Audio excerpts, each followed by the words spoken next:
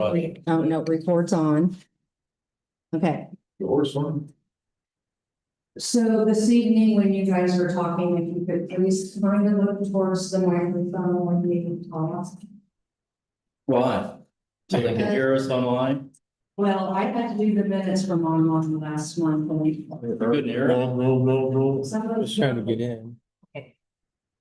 I don't. See, it's not- No.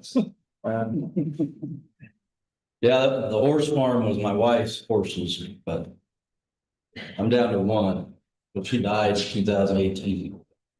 Hey, we were trying to. You were having issues or anything? No, I never had any issues. I talked to them up there. Okay. They have issues. They accommodate me. Okay. Have you met Corky? There's some. Yeah. I don't think so. We've been about a year, a little less than a year. And so-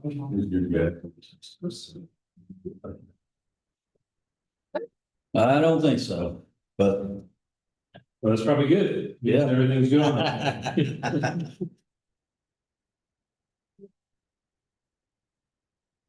I'm also your fire chief out there, so Okay.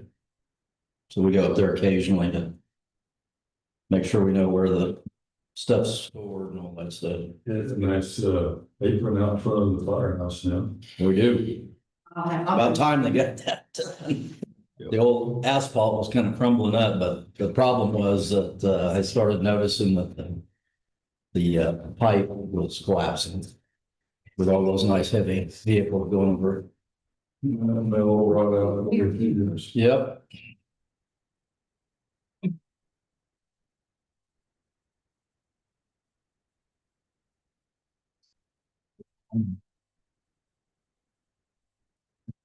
And hopefully the concrete will protect the pipe a little better than the Joan asphalt. is supposed to be here. Well, it's 7 o'clock, so we'll go ahead and start. Wait a minute.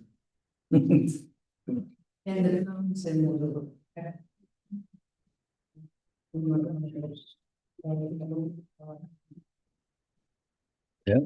Time waits for no man, right? All right. All right, 7 o'clock, it's time to call the September 8th meeting of the Royal County Planning Board and Board of Zoning Appeals to order. Well, we'll start with the open public comments, which are for things that are not on the agenda tonight. I have some rules I need to read. The following applies to all meetings of the Routt County Planning Board, Board of Zoning Appeals. Public comments shall be limited to no more than 5 minutes for each speaker. The time limit does not include questions asked by board members. The chair reserves the right to extend speaker time should the situation warrant doing so. All comments should be directed at the board. All speakers must go up to the podium to make comments, stating their full name and address before beginning. Public comment shall be made only during the designated time on the agenda at any public meeting. Public comments are out of order if made outside the designated time on the agenda of a public meeting and without the speaker having first been recognized by the chair. Remarks of individual speakers shall not be simply repetitive of identical comments made by prior speakers. Verbal or visual personal attacks on private citizens, staff, or board members shall not be allowed.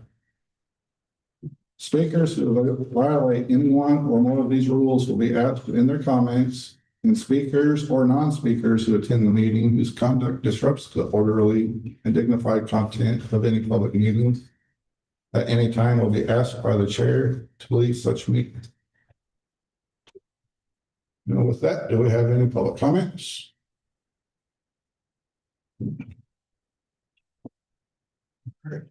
Move to our consent agenda. Does anyone have any questions or comments on the minutes? Mr. Chairman, I move that we approve the minutes from the last meeting. Second. All those in favor say aye. Aye. Carries 3-0. Any questions or comments on the report of fees for the month of August?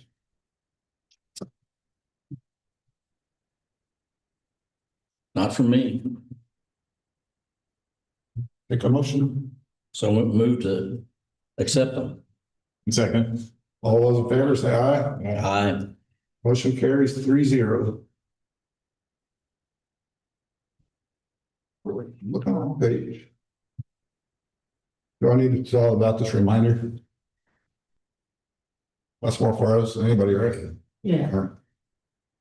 All right, I'll take a motion to adjourn from the joint meeting, the Riley County Planning Board and Board of Zoning Appeals, and reconvene as the Riley County Board of Zoning Appeals.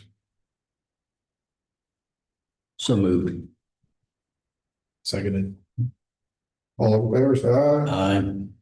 Motion carries 3-0. Bob, you're up for the request from Buyer Construction.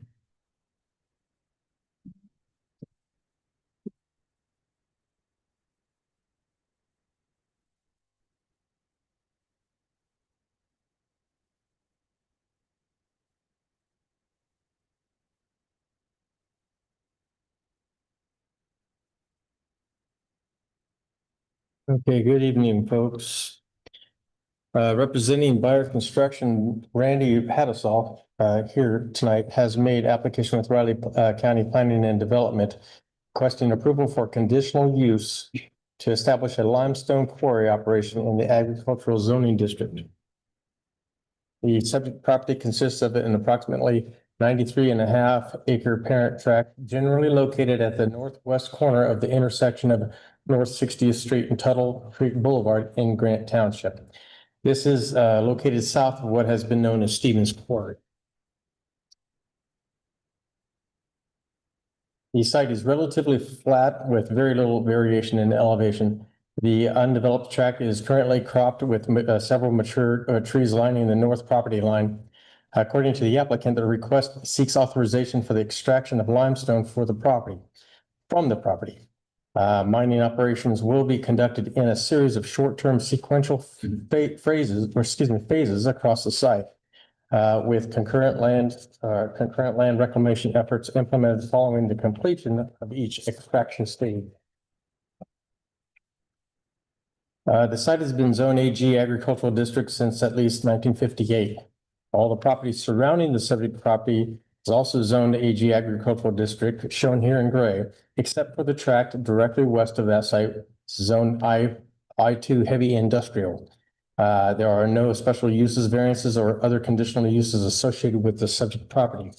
The site that you see here in purple is currently being reclaimed from such quarrying operations. Riley County Fire District Number 1 will continue to serve the site. The nearest county fire station is the Riley Rural Fire Station, located at 327 North Main in the city of Riley. The property is located within 5 road miles of a 6-rated fire station, which results in an ISO rating of 6. This is the site plan showing the existing layout of the property. This site plan serves to illustrate the specific area to be mined, neighboring extraction operations that are now being reclaimed, as mentioned earlier, and the haul route that will be used to transport material directly to the plant and stockpiles without entering onto a public road or private driveway.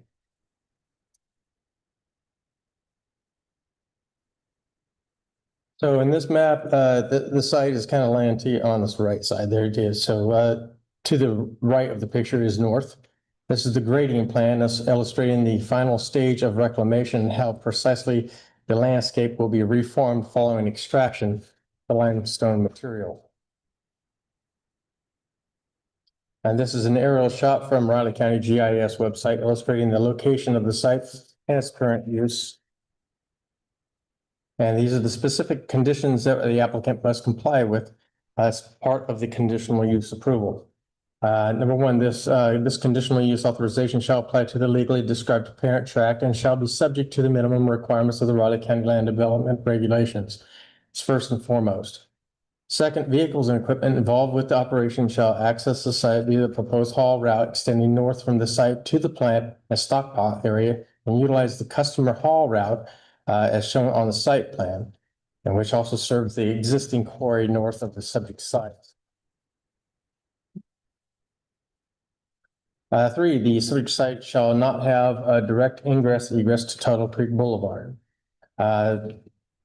Prior to commencing excavation operations, the applicant shall obtain an excavation license from Riley County Planning and Development. Prior to commencing excavation operations, a reclamation plan shall be submitted to and approved by the Riley County Board of Zoning Appeals. And when said quarry operation is abandoned or discontinued, the land shall be reclaimed within 30 days as set forth in the Surface Mining Land Conservation and Reclamation Act. This one here, the use of explosives shall be strictly prohibited. I spoke with the applicant and he disagreed with this because at some time there might be a need to do it, but it won't be all the time. And so with this particular condition is pulled over from other conditional uses that have used this in the past. So he is requesting that we eliminate that condition. Staff agrees. Upon reclamation of the site, county staff shall inspect the site to confirm that it has been satisfactorily reclaimed as per the approved reclamation. And hours of operation shall be limited to daylight hours. Another contention here, it was Monday through Friday, closed on weekends. Speaking with the applicant, that there may be maybe 1 or 2 times, maybe 3 times a year, they might have to do work on Saturdays, whatever Sunday, depending on the weather, things like that. So we felt the hours of operation shall be limited to daylight hours, but sufficient for the request. Staff recommends the request to the conditional use be approved based on the above stated conditions as amended. That's all I have. If you have any questions to me, I'm glad to field those. We don't think that any of the explosives being used there will impact the highway next to it. Yeah, it's doubtful. Okay. I can have Hadisol speak to that as well. Perfect. Yeah, we've, this particular ledge that we mine in this area, it changes, it seems like throughout different areas. We actually mine the same ledge, it's a Towanda ledge. We mine that in 2 or 3 other locations that we have, and it's just really a quirky rock, but it passes all the qualities. So unfortunately, we run into some areas where it's a lot tighter and a lot heavier. And in those cases, we drill it and then we put the explosives down low enough that it just kind of cracks it. We have no fly rock, nothing. We don't want it to do that. We just need it to crack it enough because we dig through it and it breaks up enough for our crusher. We have not crushed. We was talking about the new operator at that location, when we were talking about at the Hayden Quarry, the operator that's at the Hayden Quarry was here before, and he left just a little over a year ago, or a little less than a year ago. The new guy, he says he hasn't even shot yet. So it's been almost a year and we haven't had to have any shots. But I hate to get boxed out of that because we know it could happen. Yeah, as long as there's no danger on the road, that's all Yeah, that's the only concern I would have. understandable. Yep. And any other questions on any of that? No. Well, for the record, that's Randy Hadisol, representing It's okay, construction.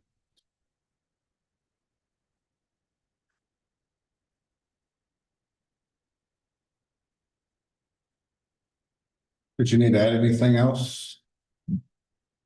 No, I'd like to use what his amended versions though, and hopefully that's what you're considering or voting on. Sure. Yep, but thank you.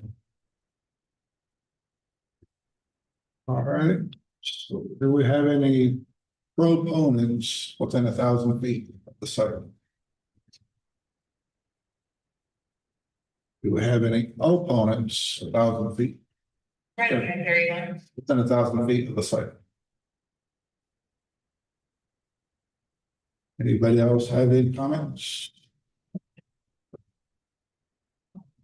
All right, well, I will entertain a motion to close the public hearing and move to our board discussion. So moved. Second. All those in favor? Aye. Motion carries 3-0.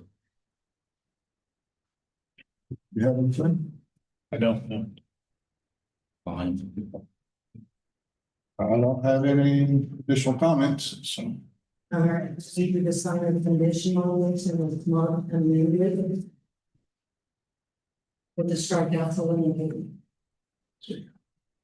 So we need to make that a motion, or does it matter who we can? Yeah, we need to make a motion for, so, yeah, I move the for approval, and let's see. A second. If there's anything written down here, We move for approval as amended, how's that? yes, I second. All right, all those in favor, say aye. Aye. Motion carries 3-0.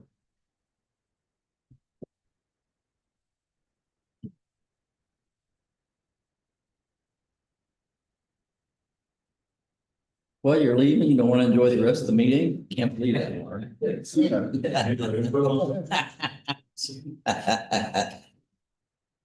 Sorry, I jumped the gun there. There's just a lot that's on the CV.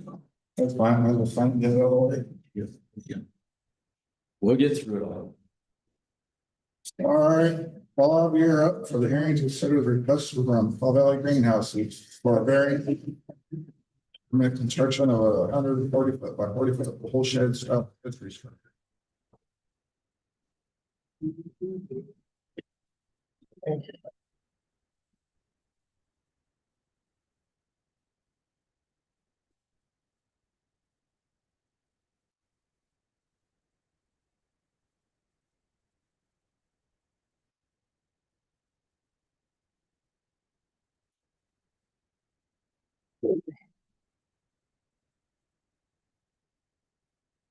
Once again, good evening, folks. On behalf of Caw Valley Greenhouses, Megan Pickford has made application with Riley County Planning and Development requesting a variance to permit the construction of a 140 by 40 foot whole shed style sherry or accessory structure in the 1% annual chance floodplain, with the lowest floor elevation of which being 7.7 feet below the required elevation of 2 foot above the base flood elevations is a regulatory BFE.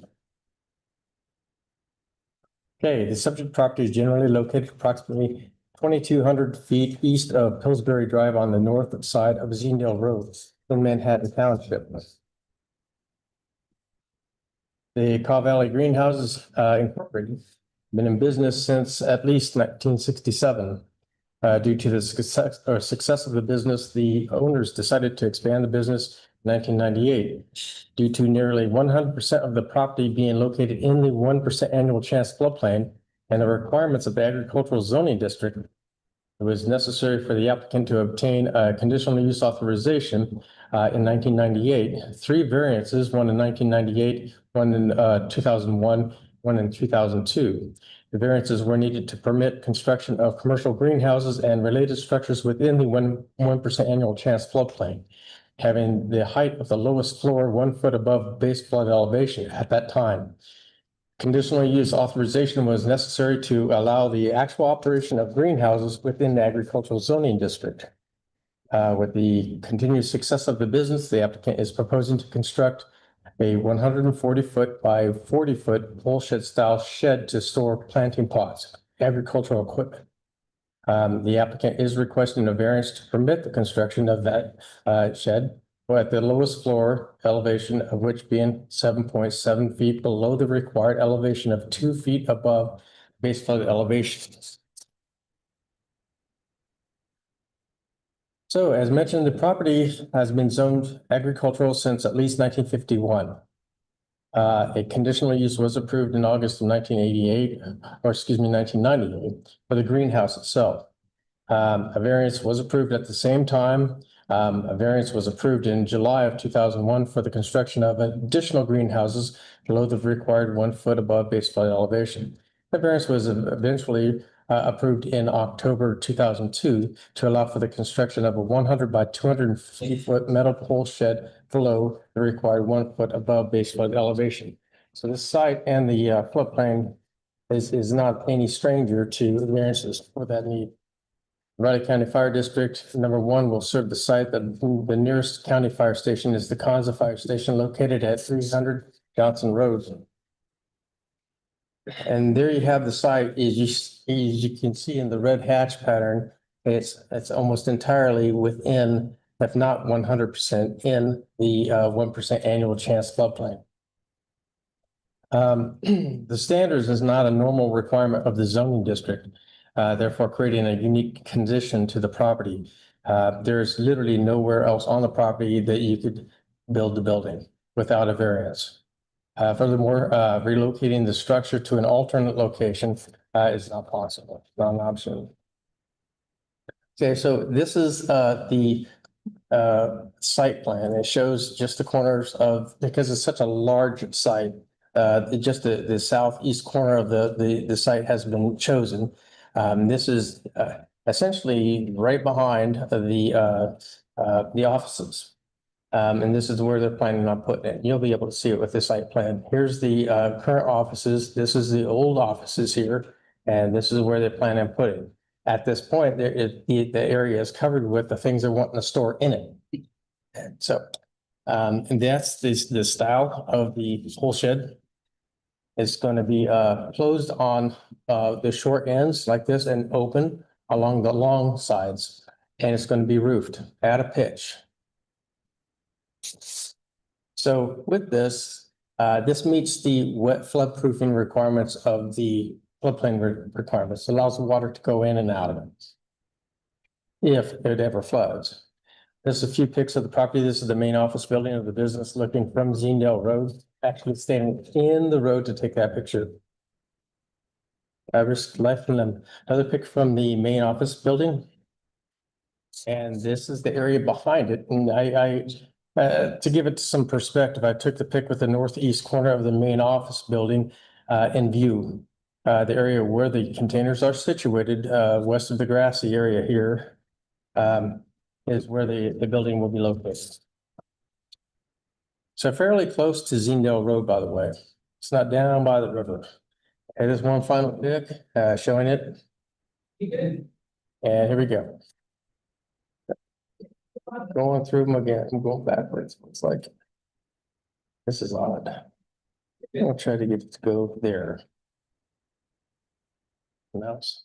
Okay, after reviewing the criteria set forth in the staff report, staff recommends that the Board of Zoning Appeals approve the request for a variance to permit the construction of a 140 by 40 foot pole shed style accessory structure in the 1% annual chance floodplain, with the lowest floor elevation of which being 7.7 feet below the required elevation of 2 feet above base flood elevation.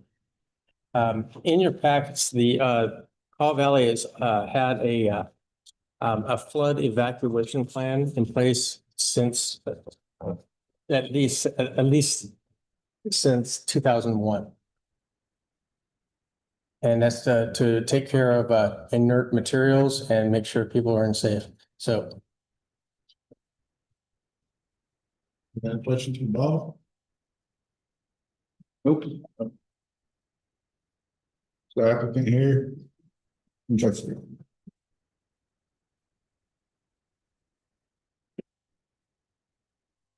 What he said. Do you have questions for me? Oh, Megan Pickford, 360 Zinedale, Manhattan, Kansas.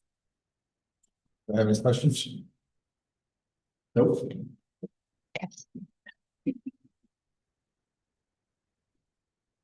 All right, do we have any proponents within 1,000 feet of what's speaking?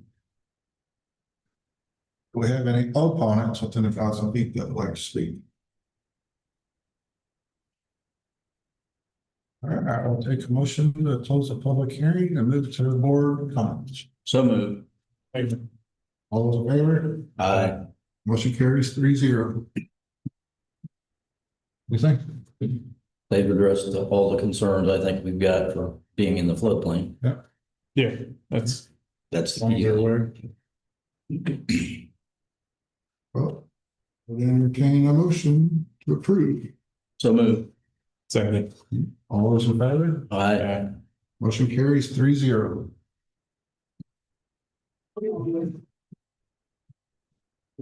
All right, here's another one that's all.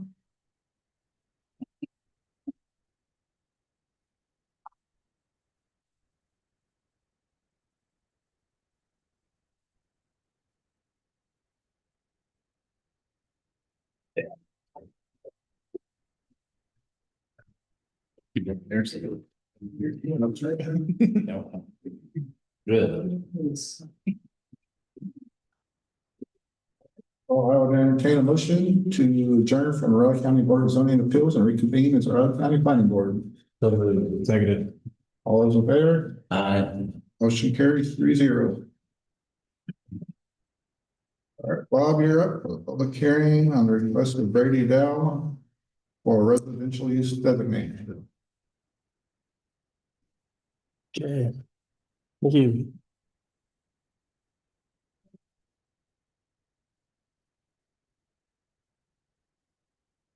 Uh-huh. Yeah. Why is that on? I think we're good for a minute. Okay, good evening again. Brady Dow has made application with Riley County Planning and Development requesting approval for a residential use designator for an isolated home site for an unplatted tract of land and to also plat that tract into a single lot. This is one of the more interesting ones we've had. It actually resembles what we are showing, illustrating in the Riley County land development regulations. So it's very interesting. So the subject property is generally located approximately 1,500 feet west of Country Road on the south side of Fairview Church Road. Subject property consists of a 9.3 acre portion of a 79 acre parent tract. The applicant wishes to build a non-agricultural residence, thus the applicant is seeking approval for residential use designated isolated home site, rather than attempting to rezone the property to a single-family residential designation. Due to the size of the proposed tract, siding is required. As you can see here, the site has been zoned AG agricultural district since at least 1958, as is all the property surrounding the subject site. There are no special uses, variances, or conditional uses associated with properties. The Riley County Fire District Number 1 will serve the site. The nearest county fire station is the Riley County or the Riley Fire Station, Rural Fire Station, located at 327 North Main Street in the city of Riley. Property is located just outside of 5 road miles of a fire station. As you can see in the red and white hatch pattern or this dash line here, it's literally just outside of that. So is this entire intersection. The subject site borders a first order stream to the south, as you can see in the gold. This stream and corresponding riparian area is what isolates the portion from the rest of the main tract.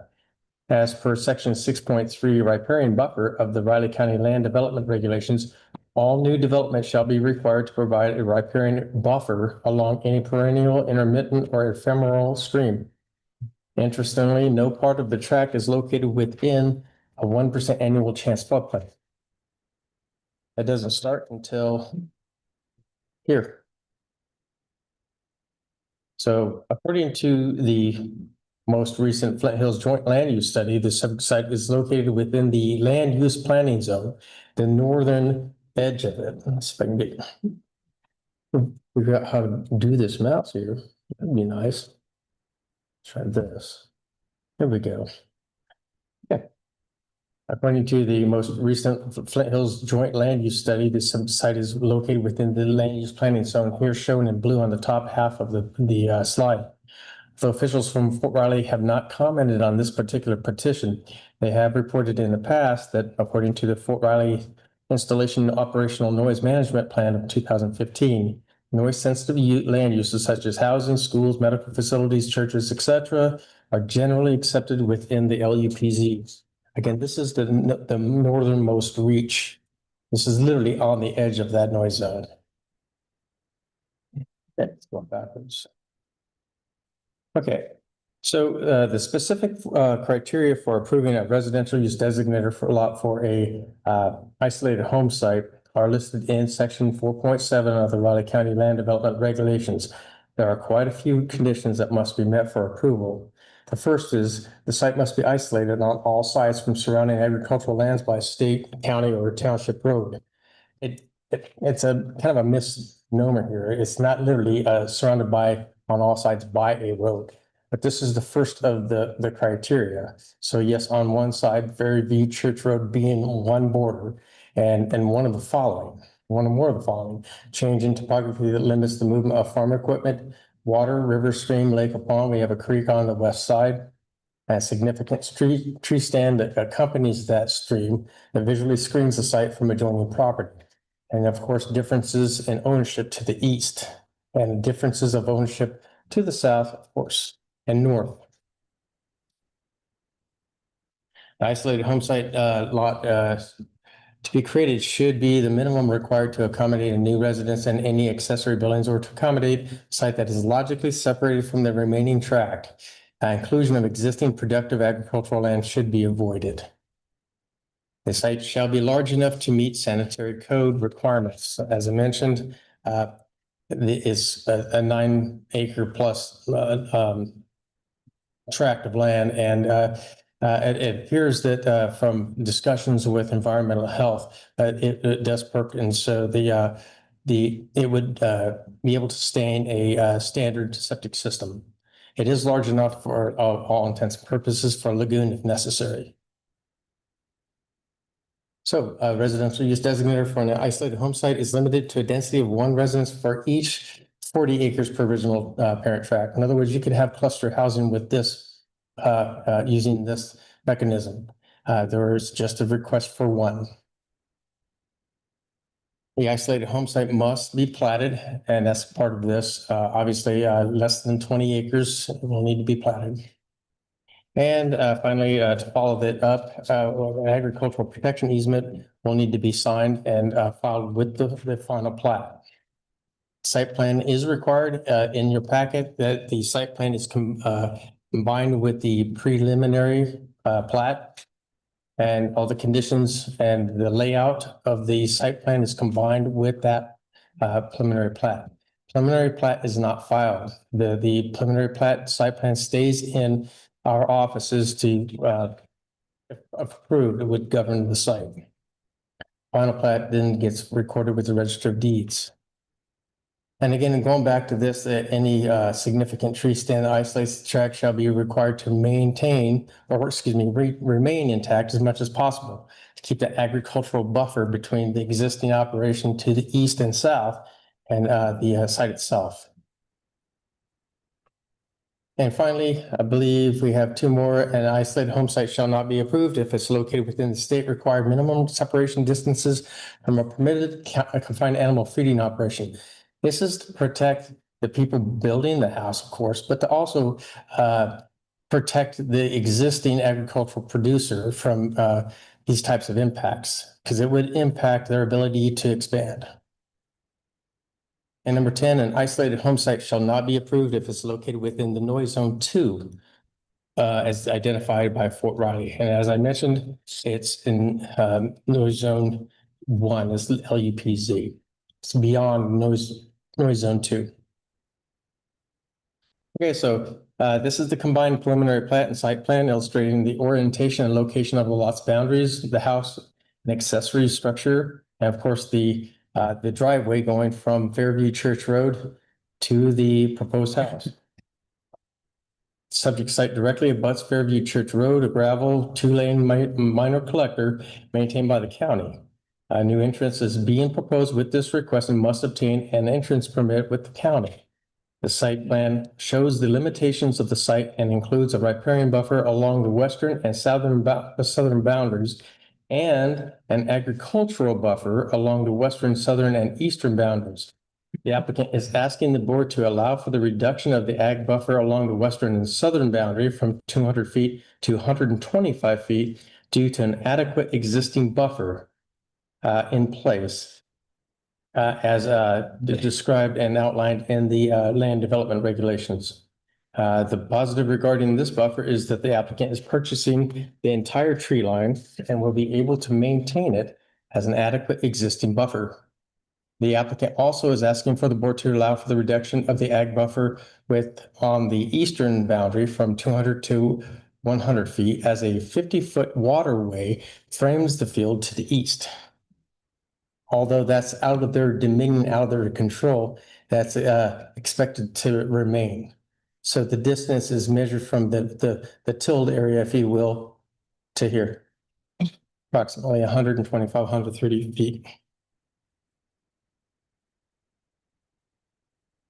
And these are the site plan notes. I don't want to read all of these to you, but some basics in here as far as the entrance pipe requirement, like on all plats. The site must remain in compliance with the sanitary code. Drainage easements, any drainage easements are dedicated on the plat. The riparian buffer 1 is this a reminder for people looking at it that it shall be subject to the minimum requirements of the section in the LDR that pertain to it. Same with the agricultural buffer. It's very descriptive. Accessory structure shall be subject to the minimum requirements of the accessory buildings and structures and uses of the LDR. And tree stands along the west and south property lines shall remain intact as much as possible to keep that agricultural buffer. Also, the proposed driveway shall be subject to the minimum requirements of the driveway standards in the unincorporated area of Riley County, Kansas. Again, it's more reminders of where the site is subject to requirements. This is the final plat of the property with no changes from the preliminary plat. You can see where the riparian buffer lines and where the agricultural buffer aligns along the edge of the tree line. And here's the agricultural buffer off to the east. Staff recommends that the board approve the request to receive a residential use designated isolated home site as it has been determined that it meets the minimum requirements of the Riley County Land Development Regulations. Staff also recommends that the board approve the concurrent plat of Greater Dow Estates as it has been determined that all requirements of the Riley County Land Development Regulations and Sanitary Code have been met. That's all I have. If you have any questions, glad to field those stuff. Are there any implications to reducing the buffer? i.e. is there impacts on the agricultural side if we reduce the buffer? The regulations and applicability of the ag buffer, and here there's a couple different things going on here. So I can keep this pointer on. There. Along here, this is about 200 feet. And again, the beauty of this, at least this edge here, they are taking in all of the tree lines. So it's not like they're taking in a portion of it, half of it up to the stream or anything like that to keep that width there. That existing adequate buffer, in my opinion, as described in the regs, will do a good job of, deferring dust, odor, lights, anything dealing with agriculture. Again, most of this tract of land is tilled. And I'm not sure if any cattle have been put out to pasture on this site, but as far as this site, this is the only question here is this existing waterway through here for drainage. And again, it's not expected that they're going to go in and change that, especially if they see it's clear that there's a neighbor established themselves. So they're probably most likely going to stay put with that. So that right there is a 50-foot width from the frame. And then you throw on another 100, 125 here. So I believe that it's going to do the job. Also, as far as wind, dust, and things like that, the prevailing winds are from the southwest, sending this up toward the northeast. And so it's not likely, not every day in Riley County is that way, but for the most part, it'll do its job of sending dust and light and order that way. So that's it. There's the applicant here. Looks like that speak. Sure.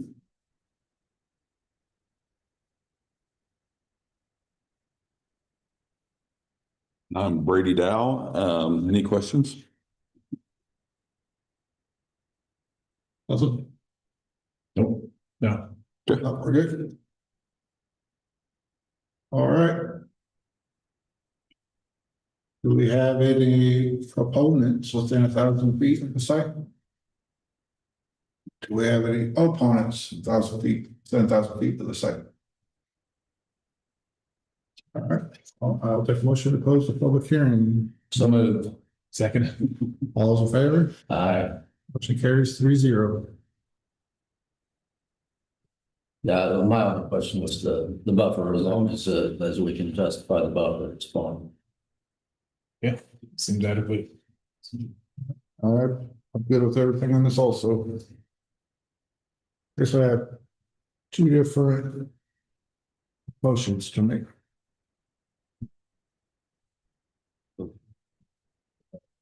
Approve. Those are these uses rather than get use. Second is for the plat. Yeah, so make a motion to approve the request for residential use designator isolated home site has been determined that meets the requirements of Riley County Land Development Regulation. Second. All those in favor? Aye. Motion carries 3-0. I move to approve the concurrent plat for the Greater Dallas Estates has been determined that requirements of the Riley County Land Development Regulation and Sanitary Code. Second. Those in favor, say aye. Aye. Motion carries 3-0. Gentlemen, I need to make an announcement for the plat portion of this request. The plat will be heard by the Board of County Commissioners on September 22nd at 9 a.m. in these chambers. Thank you.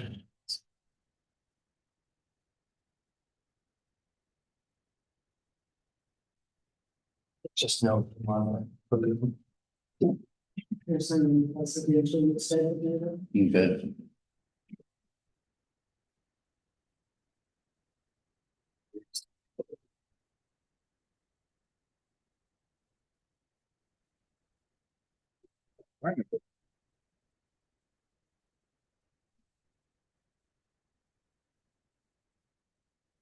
Up again, Bob. Thanks, Brady.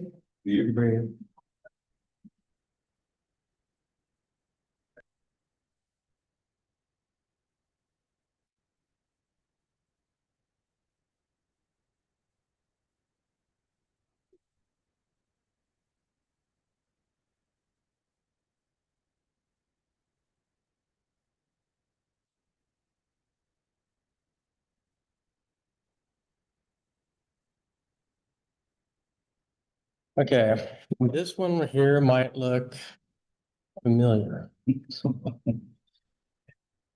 Melissa Jarbo has made application with Riley County Planning and Development requesting approval to replat lots 1 and 2 Western Shores or Shore Acres subdivision unit 4, along with a vacated portion of Leedy Lane into a single lot. The 4-acre subject site is generally located approximately 1,820 feet east of Martin Avenue on the north side of Golden Shores Drive, all in Sherman Township.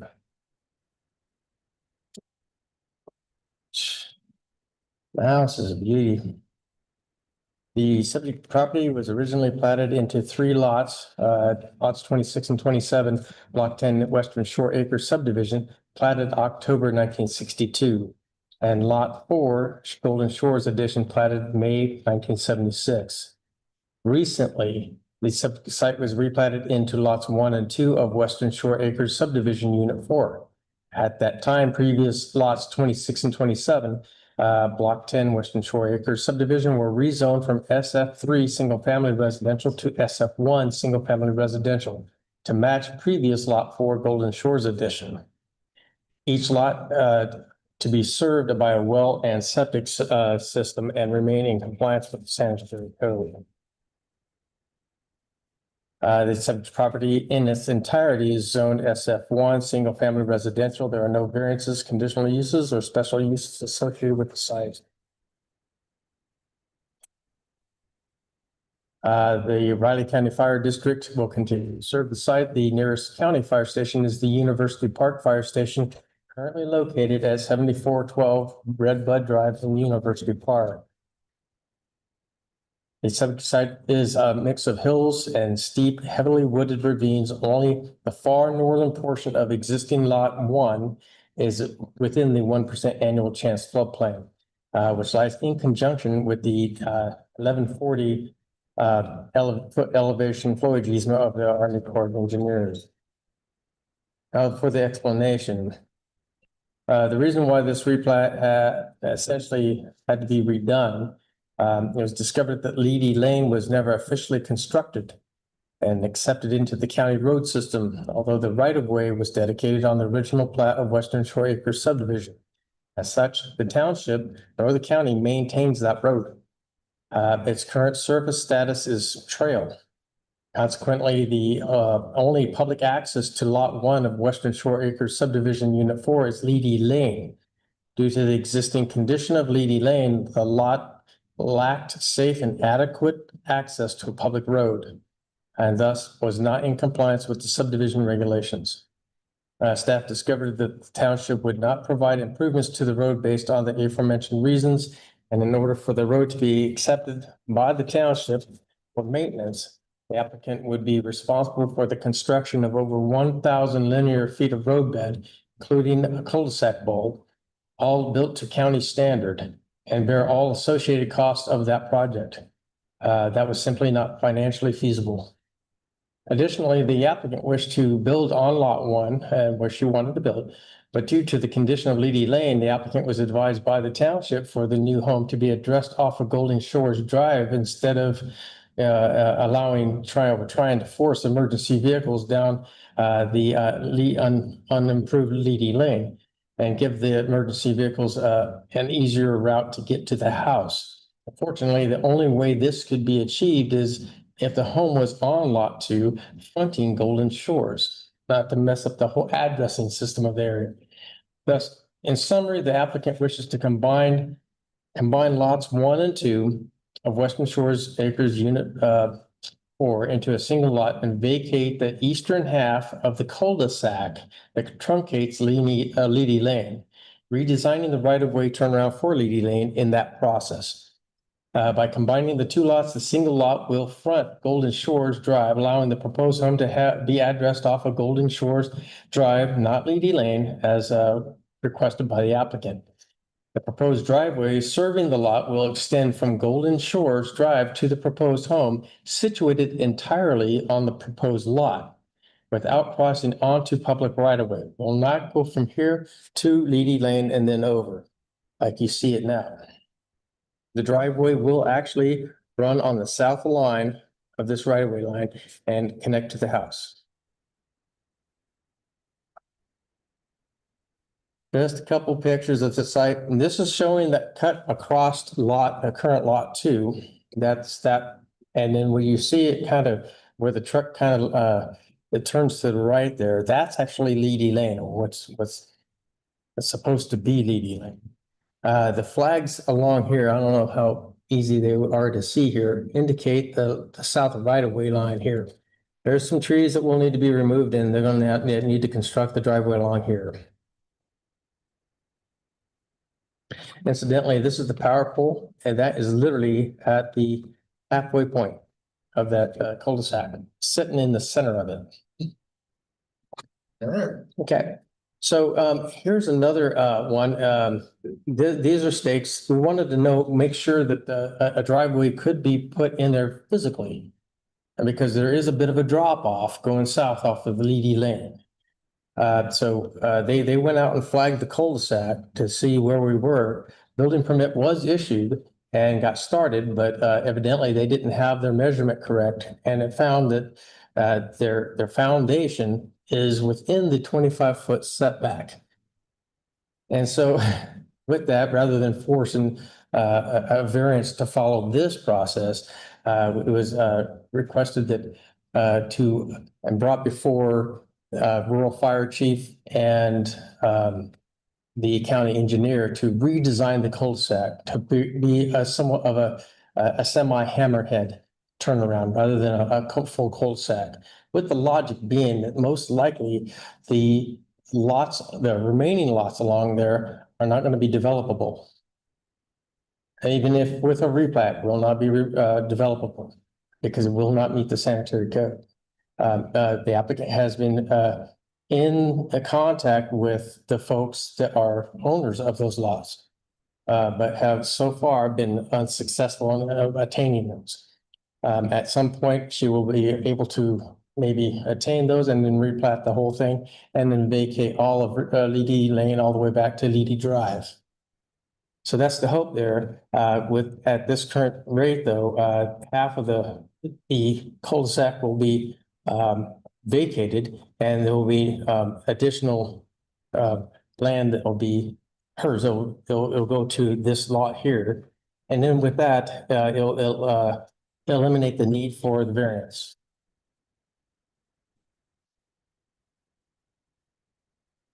And this thing keeps going backwards.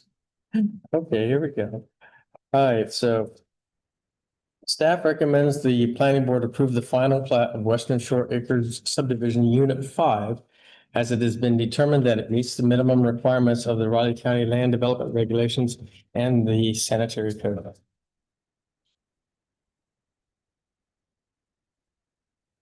Do you have any questions of the plat design? Not on this, but the access for the other landowners are changing the cul-de-sac, is that? So this right here, I'll go back up to the plat. So this right here, we are not changing that at all. Okay, If we were to try to vacate a portion of this, this lot would have to be involved in the process here. Because the reversion doesn't automatically get absorbed into that lot. Ownership does, but so we decided to maybe sidestep that aggravation and just stick to this part here and leave as much as possible. And so there is quite a bit of room here. Even we do have a couple of these types of turnarounds in Riley County that are actually smaller than this one. And so, yeah, these right here, these would have to be replatted, brought together in order to build a house. Just meet the sanitary code. okay. And so this part of Lee Lane is not being vacated, but as of now, it's very difficult to get to this part without crossing this lot. Yep. It's unfortunate. It seems like it would just be easier just to vacate the cul-de-sac and be done with The it. whole thing. Yeah. But we can't leave this lot without public access. That lot has to abut a public road. And again, you know, it's the roadbed. It's unlikely that someone's gonna come along with the deep pockets to. I mean, it could, and it's not impossible. It's just less likely that someone would come along and because not only, as we're not talking about just bringing this part of Leedy Lane to county standard. It goes back all the way back to Martin Road. So the whole thing would have to be over 1,000 feet. So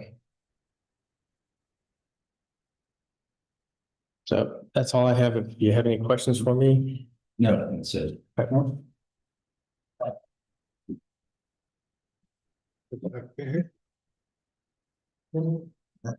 Well. Motion to move to the public hearing. No proponents, no opponents. Any proponents within 1,000 feet? The opponents within 1,000 feet? No. Okay. So moved. Oh, second. Sorry. All those in favor, say aye. Aye. Motion carries 3-0. You have anything to add? I don't know. Move to approve the request for replat of lots 1 and 2 Western Shores Acres. Unit 4, along with the vacated portion of Leedy Lane into a single lot to be known as Western Shore Acres Subdivision Unit 5. That has been determined that it meets the requirements of the Riley County Land Development Regulations. Second. All those in favor, say aye. Aye. Motion carries 3-0. Thank you. The Board of County Commission will hear this request on September 25th at 9:15 a.m. in these chambers.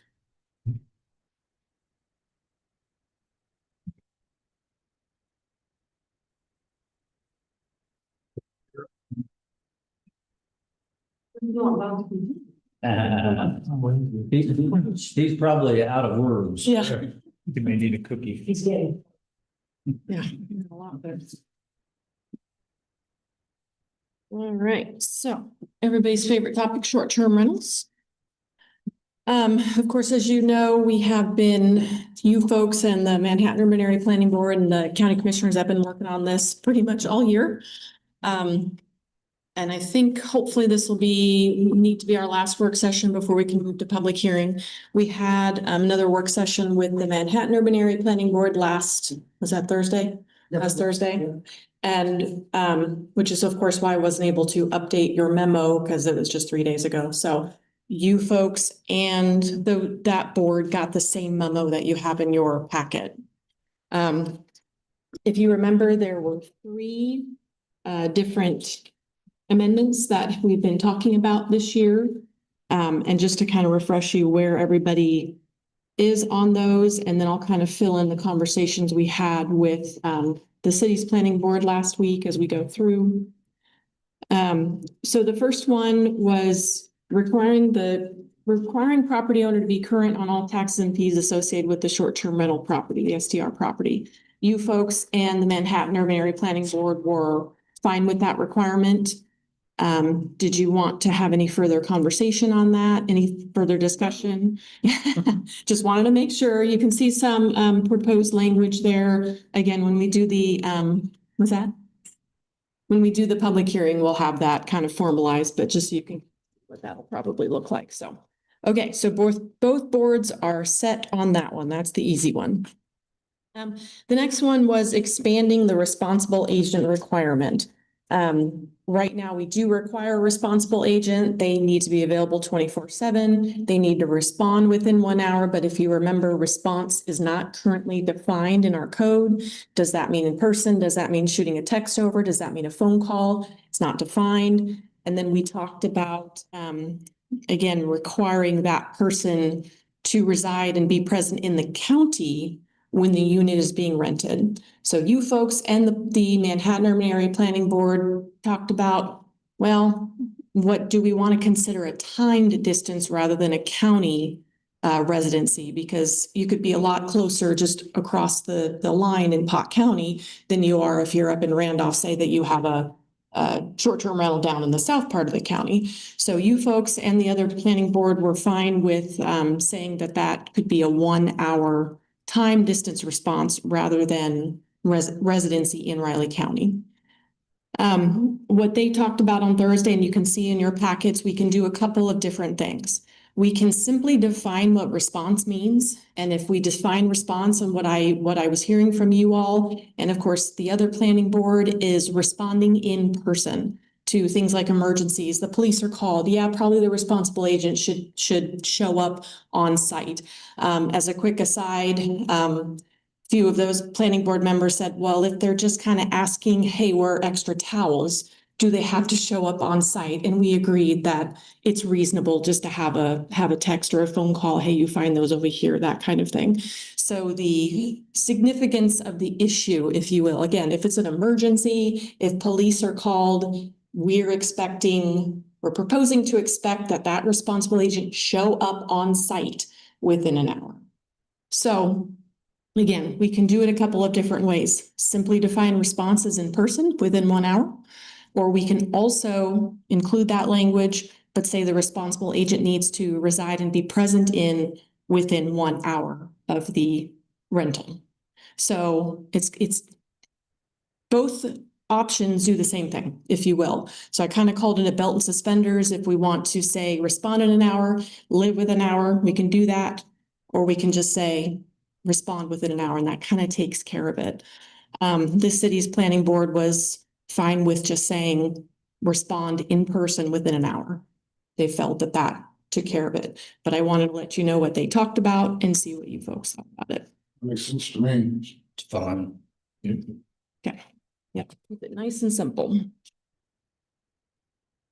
Okay, let's see. So then the last one was that we talked about requiring 500 foot setback distance between short-term rental properties. Now that was the very original proposed amendment that we talked about that came down from the county commissioners between properties. Now, of course, you folks remember having the conversation staff did, as well as the Manhattan Urban Area Planning Board. And we all thought it was best to say 500 feet between units, not properties.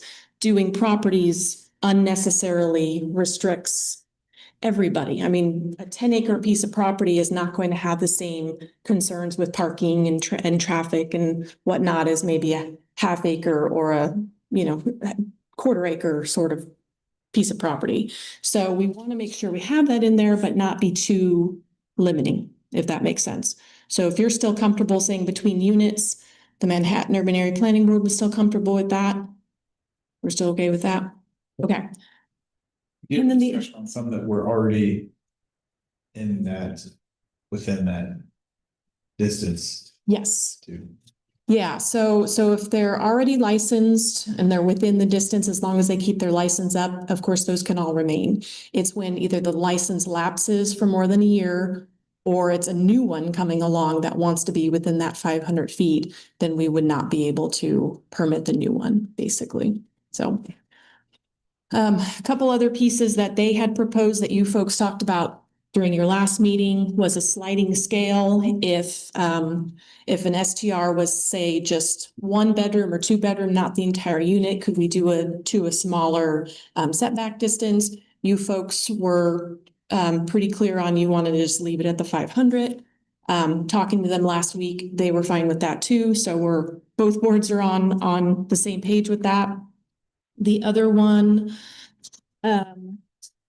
was how to measure the units. If it's a partial STR, again, say the bedroom is in one part, they had wanted to talk about measuring it from where it actually was in the structure to the other unit. You folks expressed some concern about that, which we brought to them last week. And so where we are with everybody, and confirm with me if I'm right, 500 feet, unit to unit, full, partial, it's unit to unit. Yes. So no sliding scale, it's always 500. It's too difficult, too many Yeah. terms for argument if it's not that way. Yeah. So you all are still okay with that. And then the last piece that we talked about last time and they were supportive of was the idea if we have 2 units within 500 feet of each other, but they're accessed on completely different roads. And what you folks proposed was basically administrative deference to consider all the particulars of each license, if it's not on the same roads, if it's not, the intent, of course, is to mitigate for any parking or traffic issues. So if we have different access points, it's probably not going to be the same issue. So you folks had, again, proposed that administrative deference. They were okay with that. Just want to make sure you folks are still okay. Okay.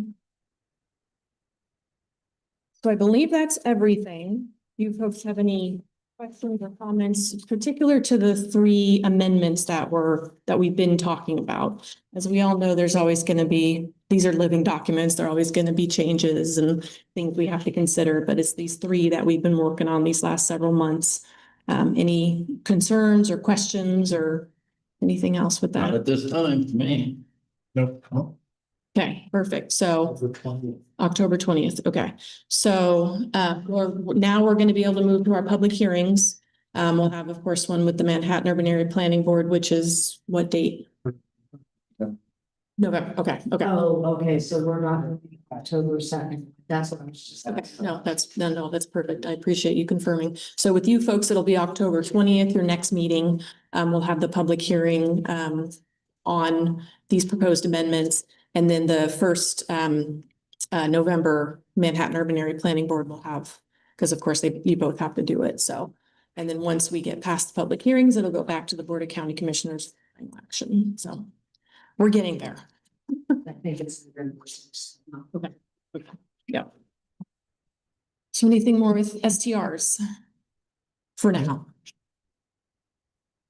Ready to- All right. I know, it is crazy. All right. Ready for a comp plan update? Okay. So as I believe I had reported at your last meeting, we had a community workshop in Leonardville in early August. Again, the meetings were too close to be able to give you folks a full rundown in your packets for last time. So I did include in here the workshop summary that Stantec provided. So you can kind of see what some of the conversation and discussion was. This workshop was about draft goals and reviewing our designated growth areas. Again, you can see in the attached document some of the conversations that Stantec captured. We did not have a formal presentation. We had our boards spread out through the room. We were in Sykes Venue up there in Leonardville, really nice space. So we had the boards kind of spread around, you can see in some of the pictures with some of the different draft goals, existing condition information, and then each of us, Bob and I were there, and then of course staff from Stantec were there. We were all kind of just spread out, just engaging with people, hearing what they had to say. People were also able to write on little sticky notes and put on aerial maps, kind of just some different comments and whatnot. All of that is captured in the report that you see there. I'm sure you all heard about the proposed and withdrawn CAFO that was going on in that area. That is kind of what drew a lot of people to our meeting, a lot of different conversation, which is perfectly fine. We are happy to welcome anybody coming on out.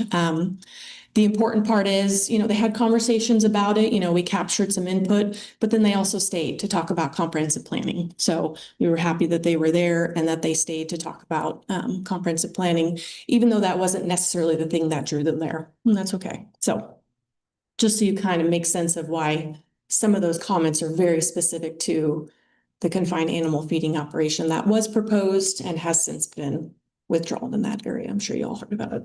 So the content of the boards, which includes, again, all the draft goals, are on our website. You can see that document there. And then, of course, everything that was on those boards and the workshop summary is all on our website as well for anybody to take a look at. We're going to talk more draft goals with our Board of County Commissioners at the end of this month. We're going to talk about a lot of different things, comprehensive planning, because we are getting close to the end of this. We should have the plan done and adopted by the end of the year. Everybody, knock on wood. So we should be able to do it. It's just going to take a lot of pieces just kind of coming together as we go. We also had conversation about our designated growth areas. We have several existing in our plan, most of which are surrounding the small cities. We have an area along the lake. You can see all of that in the packet I gave you. And then, of course, we have the urban area, of course, that surrounds Manhattan and then their comprehensive planning boundaries. We are talking about expanding the one along the lake. It's pretty restrictive right now. So we've been reviewing with Stantec, our consultant, and we've had a couple of committee members helping us review that as well. We're looking at expanding that, westward, basically, taking into account, what's existing out there. There's a lot of different housing, different houses, I should say, kind of scattered around out there, that we're kind of considering lands that maybe aren't as conducive to agricultural operations. But of course, considering existing CAFOs, things like that, extreme slopes. So we're working on how we can expand that reasonably, again, to give a little bit more flexibility. That does not mean that somebody's going to come to the counter and we're going to hand them a permit over the counter. There's still land use petitions, there's still reviews that we do that will have to be done. It's just going to be a little bit more straightforward. If you're in the designated growth, if you're in a designated growth area, you get a little bit more, I don't know what word I want to use, but maybe leeway or maybe allowances for being there. That's the point of a designated growth area. That's where we kind of encourage, not require, but encourage growth to occur. So the other thing we're going to do, and you can kind of see it in your packet, we're going to expand the designated growth area to encompass Manhattan's urban area and their comprehensive plan boundaries. That's already, of course, they've already studied all that. We, the county jointly, adopt that plan as well. So it makes sense that it pretty much aligns with what they have. We've determined no reasons that we should be in conflict with what they've already determined. They have been a part of our process since we've started it, and we do that for them as well. So we really do jointly plan. So there's really no reason we need to reevaluate what's already been evaluated during their process. So any questions? I'm kind of going through this fast. So if there's any questions or you want me to explain anything. We had a bunch of folks that should have had some input into it that hadn't talked to you yet, like K-State Yeah. and the school districts and all that. Have they talked to you yet? So the school districts, all the small cities, let's see, I guess I didn't put it in here, but yes, we have talked to all the school districts, all the small cities and several other folks. I'll get you that information again, just as a reminder. We have tried. Yeah, I know. Yeah, and it's My question, unfortunate. did they actually respond? No.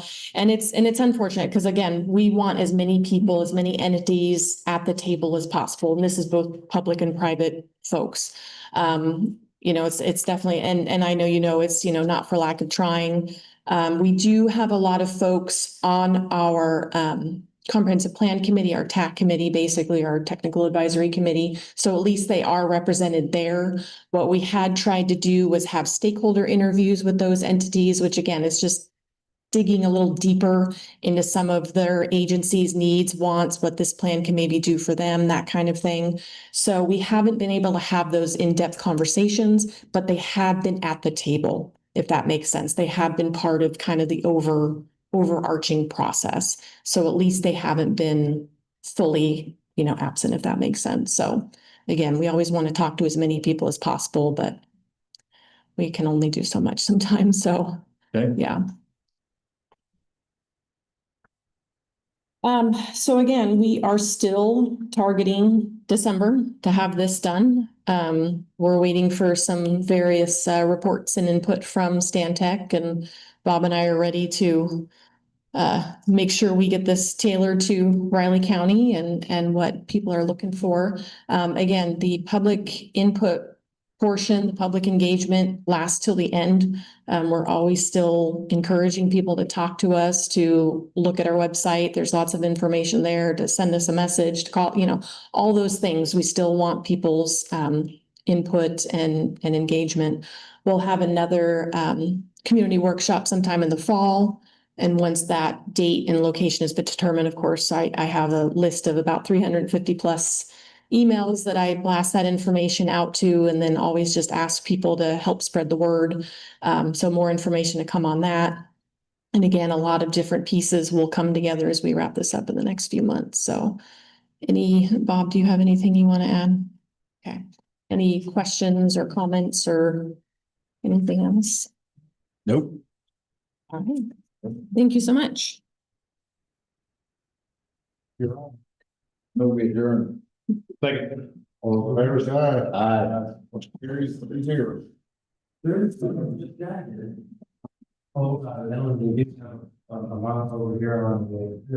One more thing to sign, that'll help.